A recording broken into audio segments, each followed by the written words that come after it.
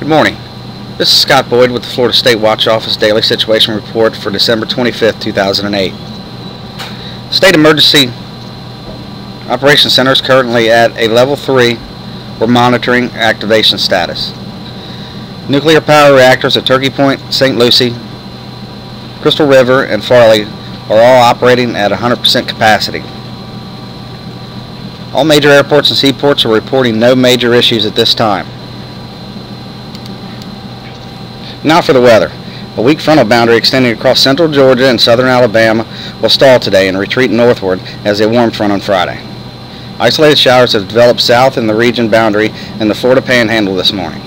Shower coverage should diminish in this region during the afternoon hours as the front halts its southward progress.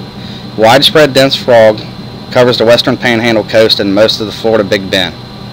Dense fog advisories are in effect for these areas until 10 a.m. Eastern Standard Time Christmas morning. Sea fog may persist along the coastal areas of the Panhandle and the Big Bend throughout much of the day. The front in the southeastern United States has temporarily pushed a high-pressure center eastward into the western Atlantic Ocean. This has allowed southeasterly winds to bring Atlantic moisture inland from southeast Florida and the Treasure Coast into east central Florida. Scattered showers are occurring in this region this morning, and this activity should become isolated. Scattered showers are occurring in this region this morning, and this activity should become isolated as the day progresses across the rest of the peninsula, extending into northeast Florida. Otherwise, intermediate sunshine this afternoon statewide will boost temperatures well into the 70s in the North Florida, with lower 80s expected for interior portions of the Florida Peninsula.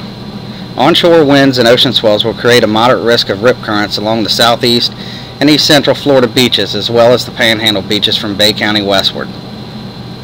High pressure will strengthen over the Bahamas tonight and Friday ahead of a developing storm system in the Rockies and Plains states. This strengthening ridge of high pressure will keep unseasonably warm and humid conditions into place statewide through Saturday. Additional episodes of widespread dense fog are possible in north and central Florida on Thursday and Friday nights. Low temperatures tonight will range from the upper 50s in the interior North Florida to the mid-60s elsewhere, except lower 70s along the southeast coast and Keys. Isolated shower coverage should be confined to the western Florida Panhandle, mainly on Saturday, as southeasterly winds strengthen ahead of the next storm system that will weaken before impacting the Panhandle on Sunday. As of Christmas Eve, the statewide Keach-Bryant Drought Index was 480 on a scale of 0 to 800. County KBDI averages in the Panhandle and Big Bend are generally below 300, while most counties in the Suwannee Valley and the Florida Peninsula counties have KBDI averages above 500. KBDI average will continue to slowly increase through Saturday, with only isolated showers in the forecast today. According to the National Drought Monitor, moderate drought conditions are persisting across west central Florida. Thank you, Scott. The best way to protect your family from the effects of a disaster is to have a disaster plan. If you're a pet owner, that plan must include your pets. Being prepared can save their lives. If you evacuate your home, do not leave your pets behind. Pets most likely cannot survive on their own, and if by some remote chance they do, you may not be able to find them when you return. Have a safe place to take your pets. Service animals who assist people with disabilities are allowed in Red Cross shelters. It may be difficult to find shelter for your animals in the midst of a disaster, so plan ahead. Do not wait until disaster strikes to do your research. Many communities are developing pet-friendly shelter plans. Check to see if your local emergency shelter plan includes pets. Assemble a portable pet disaster supply kit. Whether you are away from home for a day or a week, you'll need essential supplies. Keep items in an accessible place and store them in sturdy containers that can be carried easily, such as duffel bags, covered trash containers, etc.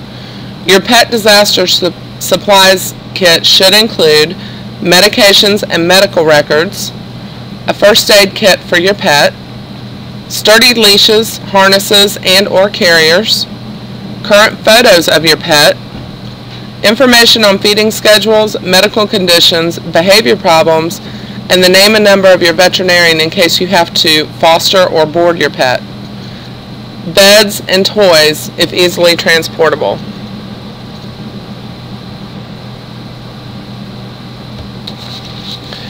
Know what to do as a disaster approaches. You may not be home when the evacuation order comes. Find out if a trusted neighbor would be willing to take your pets and meet you at a prearranged location. This person should be comfortable with your pets, know where your animals are likely to be, know where your pet disaster supplies kit is kept, and have a key to your home. If you are using a pet sitting service, they may be available to help, but discuss the possibility well in advance.